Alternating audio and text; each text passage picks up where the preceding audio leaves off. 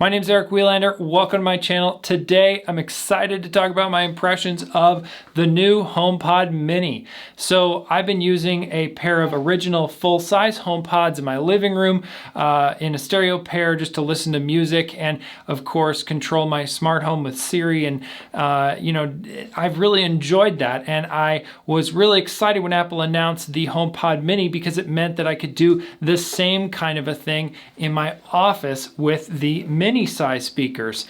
So I found out that earlier today they started arriving at my local Apple store. So I went by at lunchtime and picked up a pair of HomePod Minis in black, of course, to match everything here. And then I just quickly set them up and listened to music as I was working this afternoon. So I wanted to give you my first impressions, show you the unboxing, and just help you get an idea of what the HomePod Mini is like. Of course, I'll be diving more into the details of different features and more, thoughts after more time with the devices. So be sure to subscribe to the channel if that's something you're into. I tend to cover a lot of like HomeKit, smart home office tech. So if that's something you're into around Apple, be sure to subscribe. And well, I was able to pick up 2 HomePods. You're only able to hit the like button once. So be sure if you're excited about HomePod Mini, click the like button. It really does help the channel and helps other people find this video. So in the box, it's pretty much what you would expect from an Apple product like this. You pull off the cardboard and then you just see the HomePod right there in the box. Below that, you got some documentation and a surprise for Apple products these days, you get a power adapter in the box, which I think is great for something like the HomePod. You get a USB-C 20 watt wall adapter, and then the HomePod connects to that via a braided USB-C cable that's like attached to the actual HomePod. So you're not going to be able to change that part. The only downside I would say is that it is kind of a big wall wart, so if you're trying to tuck it behind like a couch or something, or a piece of furniture, you might have trouble. So I'd love to see Apple make some kind of a more flush to the wall USB-C power adapter. You might be able to try switching it out for a more slim one if you happen to own one, but I didn't try that. I just like using the one from Apple. And putting it under my desk here, that was not a problem for me. Now, speaking of plugging it in, that's the first step for setting these guys up. So you wanna, if you're doing a stereo pair like I was, you wanna set up one and then the other. So don't plug both in at the same time. I think it'll just make your setup process easier. So plug in one, and then when you have your iPhone nearby, you'll see a little card pop up, and then it looks very similar to like if you've ever set up AirPods or Beats headphones, and you just go through the steps to set up the HomePod. You can enable personal requests, which will give it access to information on your iPhone and just allow you to have more data that's customized to you. And I'll be going through a lot more of those kinds of features later on in future videos. But one of the other things you do on setup is assign it to a HomeKit room. So these are the rooms that you've set up in Apple's Home app, and then once you've assigned it to a room, you finish the setup and it will just load for a little bit. Now, to manage the HomePod, of course, you go into Apple's Home app. Now, this accessory was the first one I'd seen with this kind of new state where it says for a minute or two configuring. Well, it's, I guess, kind of setting up the whole connection with HomeKit.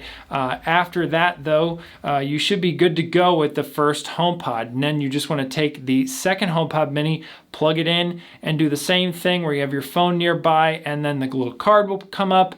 You set up the process. Now, when you assign this second HomePod Mini to the same room as the first one, it'll ask you, hey, do you want to make a stereo pair out of these? And of course, in this case, you probably want to say yes. Then from there, at the end of that process of setting up, it'll load. Now, for me, it was a little bit longer than just for the first one, but still, this whole process of getting the HomePod set up and added to HomeKit really took about 10 minutes. So once setup is finished, you'll want to go into the Home app and find your HomePods It's a stereo pair, so it'll be one accessory tile inside a HomeKit. So I'll find them in that HomeKit room, and you can long press on it to view the details of the HomePod.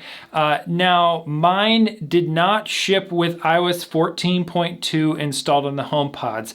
So you'll want to go into the Home app after you set it up, see if there are any software updates for your HomePods out of the box. Especially if you're buying these right at launch, you want to take advantage of some of the newer features of Siri like intercom. You'll definitely want to be sure that you have iOS 14.2. I'm pretty sure intercom is just that version and above.